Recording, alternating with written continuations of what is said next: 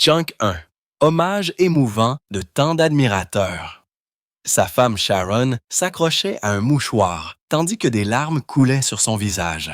Elle était réconfortée par ses enfants, alors que des milliers de fans, à travers le monde, inclinaient la tête pour faire leurs adieux au prince des ténèbres, Ozzy Osbourne, lors de ses funérailles à Birmingham. La liste des invités était étonnamment dépourvue de noms que personne n'aurait pu imaginer. Ceux qui ont autrefois partagé la scène, qui ont autrefois appelé Ozzy frères, qui se sont autrefois tenus côte à côte dans la révolution du heavy metal, étaient maintenant assis dans un silence glacial, refusant l'invitation finale. Plus choquant encore, Sharon Osbourne les a personnellement appelés, a supplié, a plaidé, mais tout ce qu'elle a obtenu retour, c'était de l'évasion et, dans certains cas, un téléphone raccroché au nez. Leur absence n'était pas simplement une question de conflit d'horaire, c'était une gifle à la famille Osbourne et à toute la communauté des fans. La foule était furieuse. Ils ont déchiré des affiches, crié les noms des absents comme si c'était une trahison impardonnable. Comment osent-ils tourner le dos? Au moment final, un fan a hurlé pendant la cérémonie. Cette question s'est répandue comme une traînée de poudre sur les réseaux sociaux, laissant beaucoup de gens état de choc. Quel genre de fossé avait séparé Ozzy d'eux? Dans quelle mesure? Qui étaient exactement ceux qui manquaient aux funérailles d'Ozzy? Les réponses dans la vidéo suivante laisseront le monde du rock entier stupéfait et déçu. Numéro 6. Keith Richards.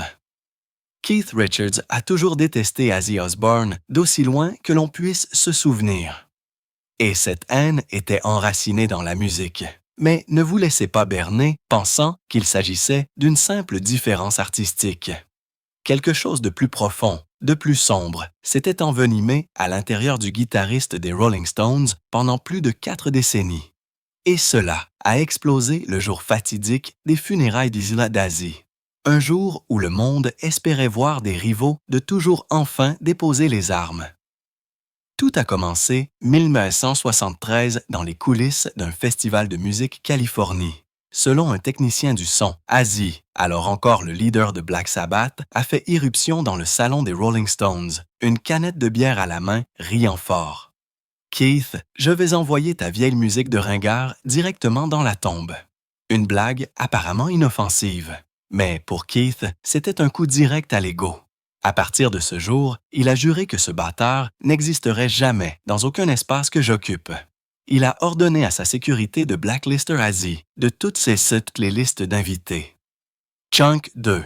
D'une plaisanterie de pochard, une guerre silencieuse a été déclarée. C'est le dernier des rappels d'Ozzy. 10 000 fans d'œil bordaient les rues de Birmingham, Angleterre, lors du passage du cercueil d'Ozzy Osbourne.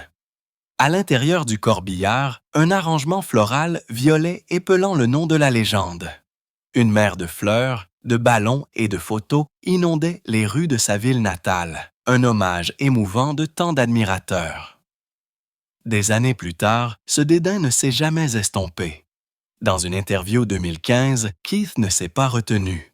Black Sabbath est une grande blague. Il a souligné que la musique d'Ozzy n'avait pas d'âme, juste les gémissements d'une génération qui ne connaît rien au ton.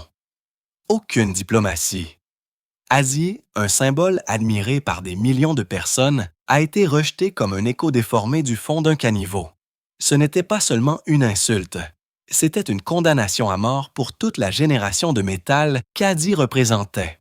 Ceux qui étaient en coulisses lors de la tournée européenne de 1976 n'ont pas oublié la scène où Keith jetait une cassette de Black Sabbath dans la cheminée, regardant les flammes s'élever et murmurant « Brûlés, vandales musicaux ». Un souvenir sombre enfoui parmi d'innombrables tournées, mais qui couve encore dans l'esprit de Keith, tout comme son refus de jamais reconnaître la valeur artistique d'Ozzy. Lorsque les véritables funérailles d'Ozzy ont eu lieu le 31 juillet à Birmingham, l'absence de Keith Richards a déchiré l'air comme un rasoir. Pas de fleurs, pas de condoléances. Les médias ont capturé le moment déchirant où Sharon Osbourne, dans sa robe noire de deuil, a appelé Keith Larms. Mais celui qui a répondu était son assistant. Keith Richards n'est pas disponible pour assister aux funérailles de quelqu'un qui a pollué ses oreilles toute sa vie fut la réponse glaciale. Quelques heures plus tard, l'enveloppe d'invitation a été renvoyée aux organisateurs. À l'intérieur, une feuille blanche avec une ligne déchiquetée à l'encre noire. Qu'il repose dans le bruit, pas dans la paix. Pas de signature, mais tout le monde connaissait cette écriture. La même main qui a écrit des hymnes rock immortels délivrant maintenant un message final de rupture. Les funérailles ont eu lieu. Parmi les participants, il y avait Paul McCartney, Dave Grohl, même Tony Iommi et Geezer Butler. Mais pas un seul Rolling Stone vu. Plus étrange encore, parmi les centaines de couronnes de fleurs, il y avait un bouquet noir de jais, sans nom, sans carte. Seulement une cassette vintage Sony attachée. Sur celle-ci se trouvait un enregistrement de monologue confirmé comme étant la voix de Keith Richards. Vous avez peut-être ému le cœur des enfants avec vos cris, mais vous n'avez jamais sorti une note correcte de votre vie. Tchun. N6. 3. Internet a explosé. Les fans d'Asie se sont déchaînés, qualifiant Keith de dernier homme mesquin du 20e siècle. Ils ont écrit « Keith est Judas » sur des affiches, ont lacéré son image rouge. Certains sont allés plus loin, brûlant des disques des Rolling Stones devant les portes du cimetière. Mais au milieu de la tempête, d'autres voix se sont élevées, celles qui disaient que Keith n'avait fait que dire ce que tout le monde avait trop peur de dire. De vieux rockers ont murmuré « Peut-être Ozzy n'a jamais été pardonné par Keith parce qu'il n'a jamais mérité d'être pardonné. À ce jour, le débat fait rage. Ce bouquet noir venait-il vraiment de Keith? Ou est-ce que juste une autre légende née d'une histoire amère? Mais une chose est indéniable, Keith Richards n'a jamais pardonné à Ozzy Osbourne, pas même sous terre. Dans un monde où les légendes sont généralement sanctifiées dans la mort, Keith a été le seul qui a osé tenir bon jusqu'à la fin. Numéro 5. Bill Ward. Quelqu'un a dit à propos de nous, vous savez, nous ne pouvons plus travailler avec vous. Et, vous savez, je pense qu'il savait que cela allait arriver. Quoi qu'il soit, personne ne s'attendait à ce que la mort d'Ozzy Osbourne, le prince des ténèbres, soit l'étincelle finale qui exposerait les coins les plus sombres de l'histoire de Black Sabbath. Alors que le monde du rock pleurait à l'unisson et que les légendes affluaient aux funérailles comme des pèlerins s'inclinant devant un monument, une froide absence planait. Bill Ward n'était pas là. Il a juste posté un message sur les réseaux sociaux, tranchant comme une lame à travers le chagrin. Je ne vais pas rester là à pleurer sur un cadavre qui m'a renié dans la presse. Alors que Tony Iommi et Geezer Butler se tenaient la main entrant dans la chapelle au son de cloches solennelles avec des milliers de fans larmes, le nom de Bill Ward a résonné murmure furieux. Où est-il? Pourquoi n'est-il pas là? Ce n'étaient pas les médias qui oubliaient. Bill avait disparu délibérément, mais son silence a ironiquement rugi comme le tonnerre dans la communauté rock. Il n'était pas simplement absent. Il avait refusé ouvertement sans pitié. Beaucoup avaient pensé que le conflit entre Bill et Ozzy était simplement professionnel, que le fameux différend contractuel de 2012, lorsque Bill a été retiré de la tournée The End, raison de sa mauvaise santé, n'était qu'une égratignure sur une amitié s'étendant sur un demi-siècle. Mais non, c'était l'étincelle qui a brûlé tout l'arbre. Ils m'ont traité comme un fardeau. Ozzy a mené cette charge. Bill a amèrement déclaré à la presse après l'annonce de la tournée. « J'étais la chair et le sang de Sabbath, pas un batteur embauché. » Le conflit a culminé 2015 lorsque Bill a publié une lettre ouverte de 3 pages exigeant des excuses publiques d'Ozzy pour avoir déformé et diffamé sa santé dans les médias. Chunk 4. La réponse d'Ozzy, une pique amère chargée d'acide. Bill a toujours été le maillon faible. Je ne l'ai pas viré. Il s'est brisé lui-même. Cette déclaration a complètement écrasé Bill. La fraternité s'était longtemps fissurée. Maintenant, elle s'est brisée d'eux devant une tempête d'opinion publique. Lorsque Ozzy est mort, des millions de personnes ont espéré un miracle, une photo, un souvenir partagé, même un bouquet silencieux de Bill. Mais ce qu'ils ont obtenu, c'est une déclaration mordante sans précédent dans l'histoire du groupe. Je ne pleure pas quelqu'un qui a publiquement porté atteinte à mon honneur. Ceux qui le glorifient idéalisent un hypocrite. Cette ligne a coupé dans les deux sens, tranchant dans l'héritage d'Asie, mais divisant également la base de fans d'eux. Les réseaux sociaux ont explosé. Certains ont qualifié Bill d'impitoyable, de briseur d'âme lors d'un moment sacré. Pourtant, beaucoup l'ont défendu. Un post Reddit avec 30 000 votes positifs disait « Bill a été effacé de l'histoire de Sabbath sans pitié. Il a le droit de ne pas pardonner, et ce droit est sacré.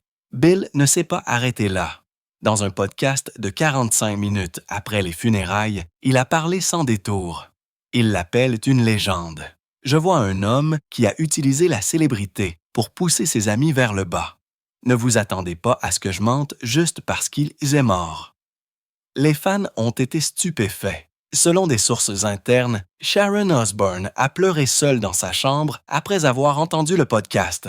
Le point culminant émotionnel est survenu juste avant les funérailles. Sharon elle-même a appelé Bill. Un membre du personnel des coulisses s'est souvenu que l'appel avait duré moins de 2 minutes, mais qu'il était plus lourd qu'une enclume. La voix de Sharon tremblait d'émotion. « Bill, pas pour Asie, mais pour tout ce que vous avez été autrefois.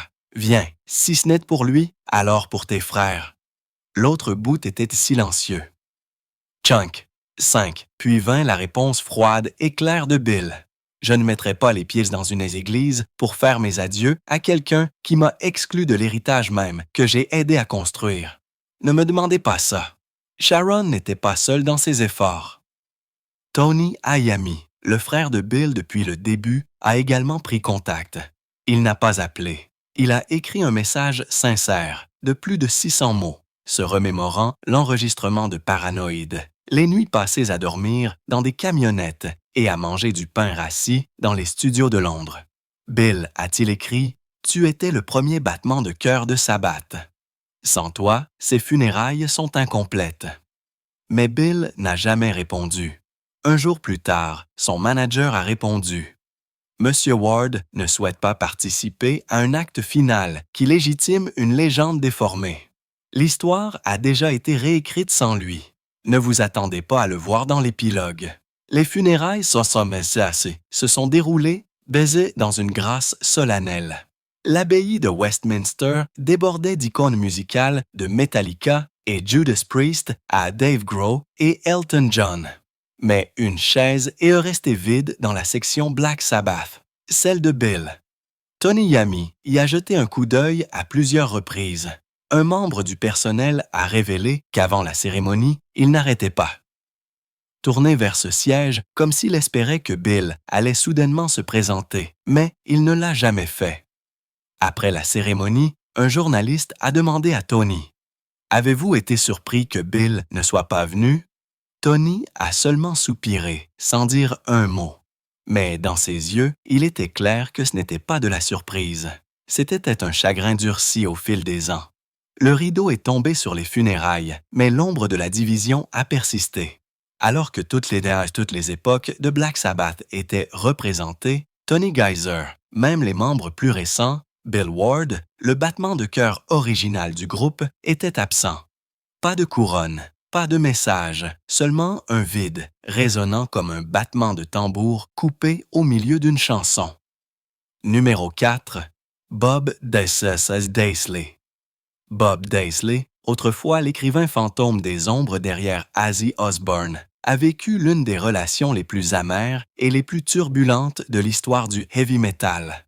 Tant que co-auteur de titres légendaires comme Crazy Train, Mr. Crowley et Diary of a Madman, Bob n'a jamais imaginé que les chansons mêmes, qui ont ressuscité Ozzy après avoir quitté Black Sabbath, déclencheraient une guerre juridique de plusieurs décennies. Le riff a commencé au début des années 1980 lorsque Daisley et le batteur Lee Curse ont découvert qu'ils étaient omis des crédits d'album de Diary of a Madman. Leurs noms ont été remplacés par d'autres membres qui n'avaient même pas joué sur les enregistrements réels. Chunk 6. Cette colère latente s'est transformée rage totale lorsque les droits d'édition ont été saisis entièrement par la société de management de Sharon Osbourne.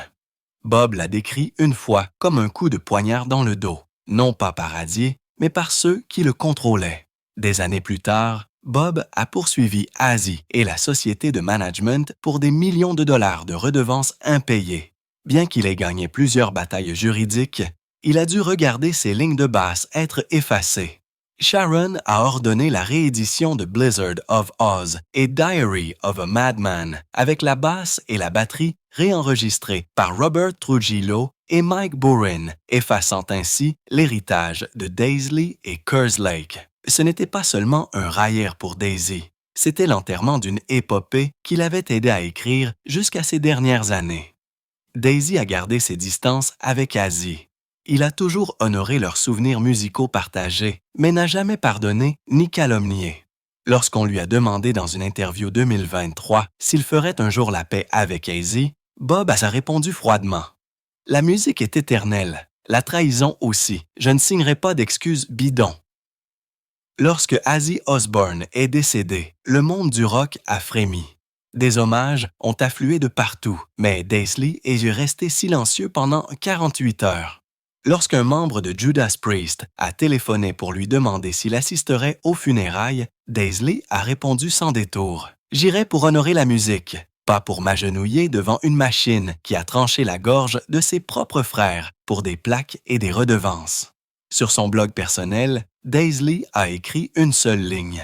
Un chapitre se termine, mais il n'y a pas de point final pour ceux qui ont été effacés de l'histoire qu'ils ont aidé à écrire.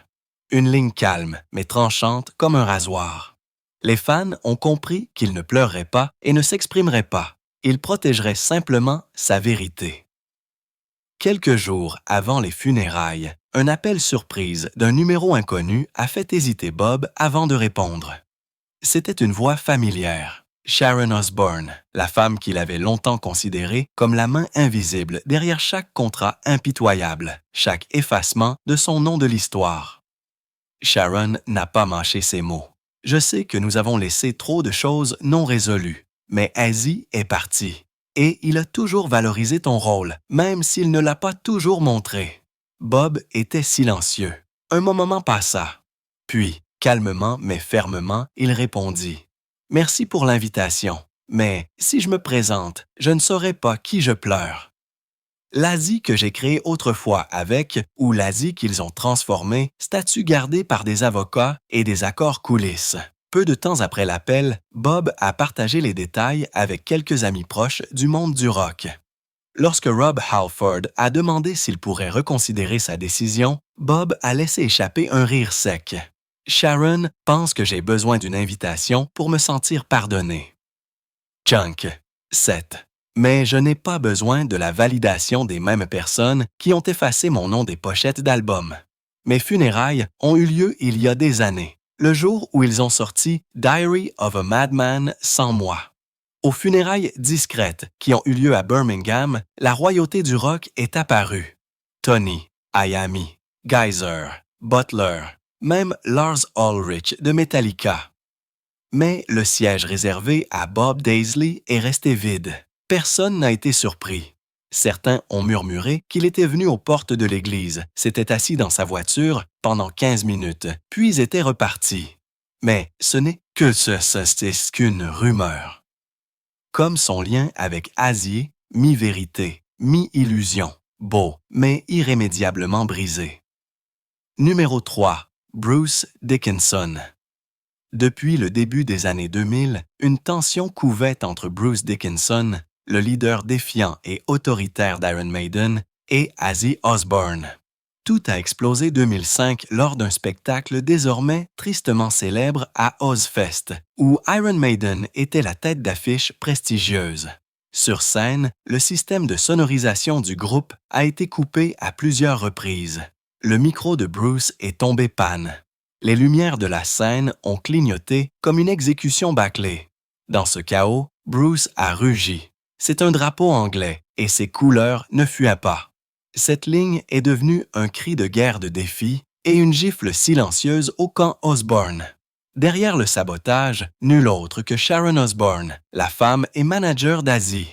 Elle a publiquement qualifié Bruce d'abruti pour avoir manqué de respect à mon mari et insulté l'esprit d'Ozfest. Bruce ne s'est pas retenu. Dans des interviews ultérieures, il a riposté. « Je n'attaquais pas Azzy. J'avais marre de voir une légende du rock transformer une marionnette de télé-réalité assise derrière un téléprompteur. » Son dédain n'était pas seulement pour Azzy. C'était pour tout un système qui transformait la musique, un numéro de cirque à la télévision. Le ressentiment a couvé pendant des années. Bien qu'Iron Maiden et Azzy soient parfois apparus au même festival, Bruce a toujours gardé ses distances. Lors d'un événement Allemagne, lorsqu'un hôte a suggéré « Ce serait formidable de vous entendre faire un duo avec Azzy », Bruce a souri et a rétorqué « Si je dois chanter avec quelqu'un qui a besoin d'un téléprompteur, je préfère faire un duo avec Siri. » La salle est restée silencieuse, puis a éclaté applaudissements. Bruce n'a jamais eu besoin de crier sa haine. Chunk, 8. Son dédain était silencieux et tranchant comme un rasoir. Lorsque la nouvelle de la mort d'Ozzy Osbourne a traversé le monde du rock comme le tonnerre dans un ciel dégagé, les réseaux sociaux ont été inondés d'hommages, de photos statutaires et de deuils sincères.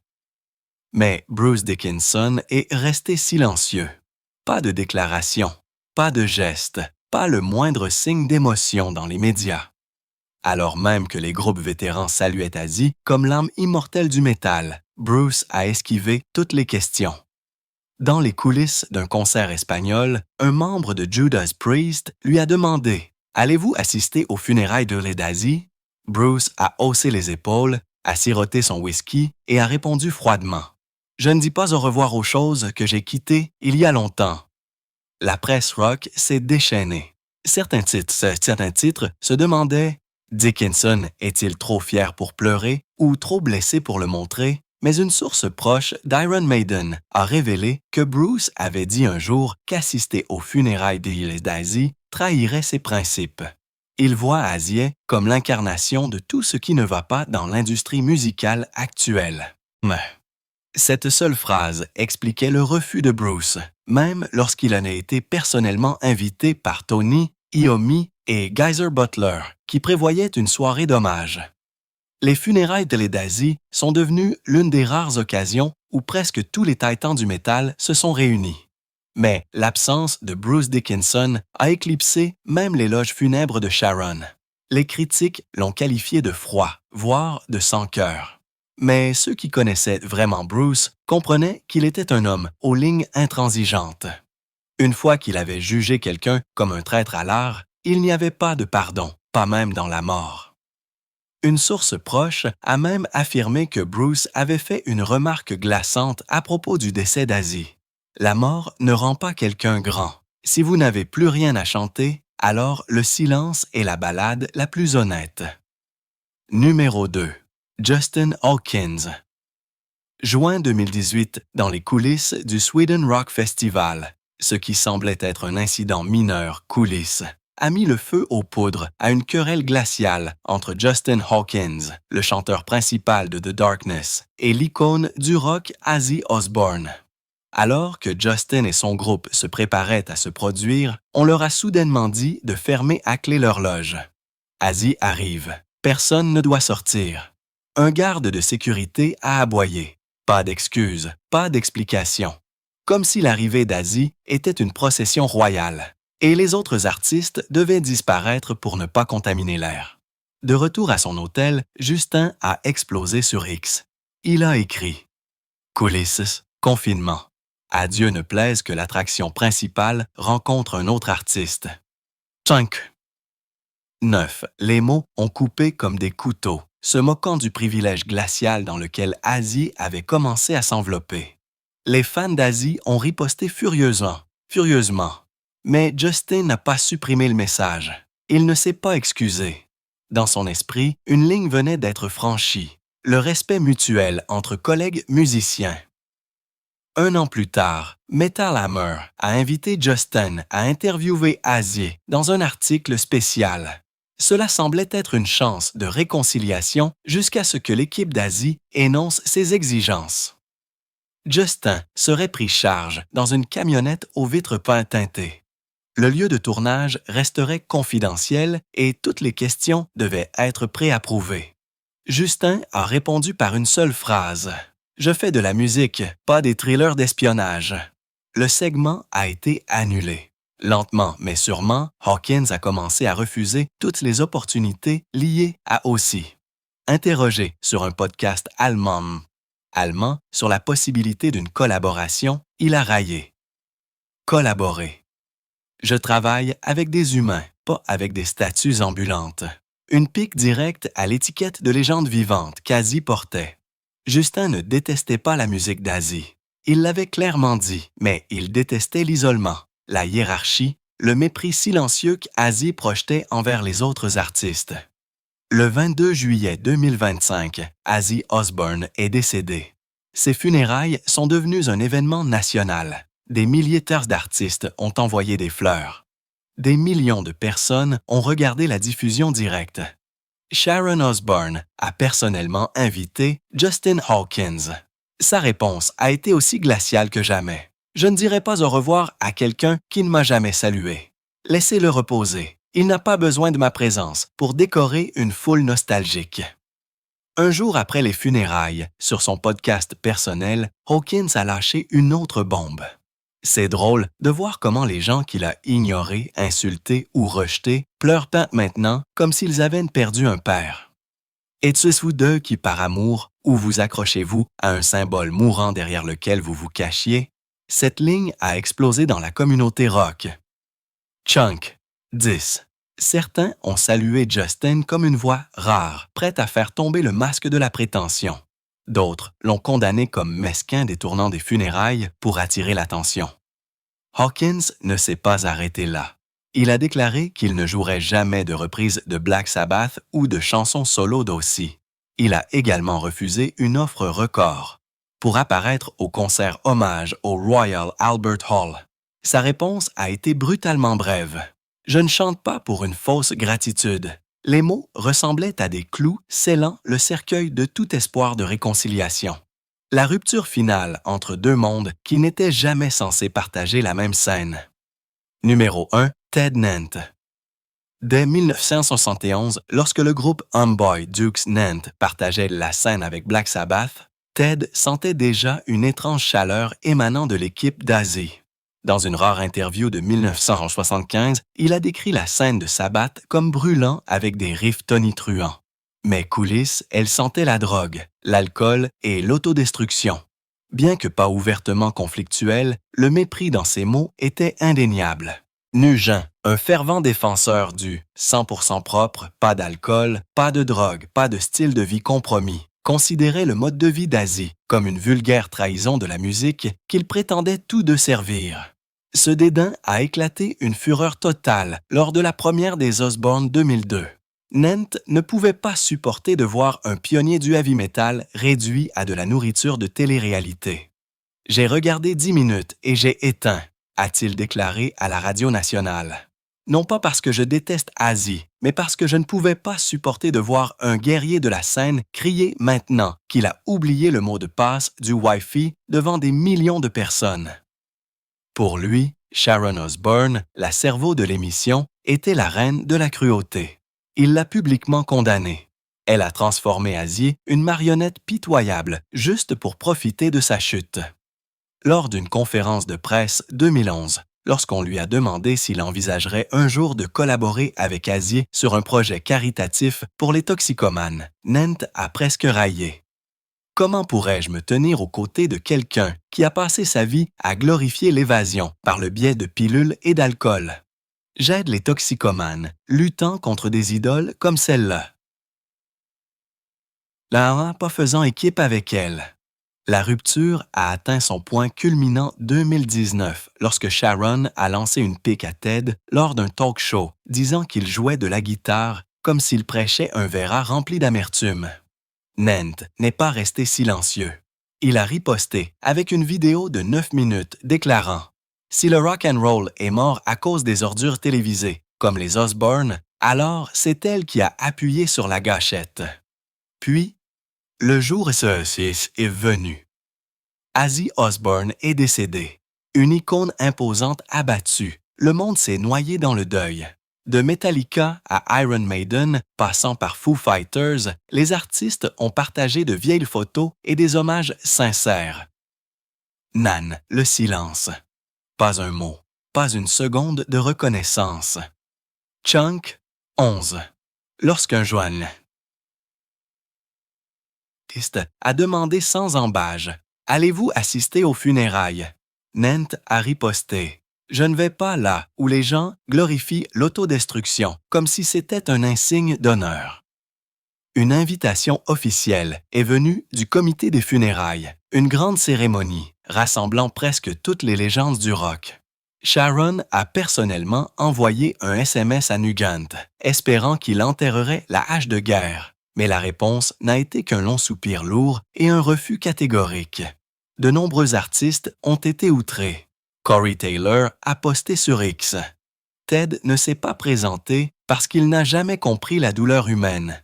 Mais Nent n'a pas bronché. Dans une diffusion directe avec des fans, il a conclu froidement « Je pleure une époque, pas un homme qui s'est laissé dévorer par la drogue et les caméras. Je n'assisterai pas à des funérailles juste pour entendre des gens vénérer un miroir brisé tendu à une génération. » Bien que les funérailles d'Ozzy Osbourne aient été un événement monumental auquel ont assisté des centaines de géants du rock et du métal, il est resté une liste choquante de ceux qui ont refusé de se présenter.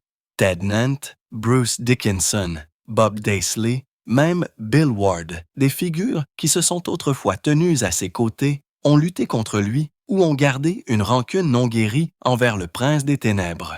Leur absence n'était pas seulement personnelle. C'était une déclaration, un rejet silencieux mais tonitruant d'un héritage imprégné de contradictions, déchiré entre génie et catastrophe, entre gloire et abîme. Que pensez-vous de cette liste? Est-ce un détachement froid ou l'acte final d'honnêteté de ceux qui refusent de simuler le respect même lors de funérailles? Partagez vos réflexions ci-dessous. Abonnez-vous pour des plongées profondes plus brutales et n'oubliez pas de cliquer sur la cloche, car dans le monde du rock, la vérité crie parfois plus fort que la scène ne le fait jamais bien.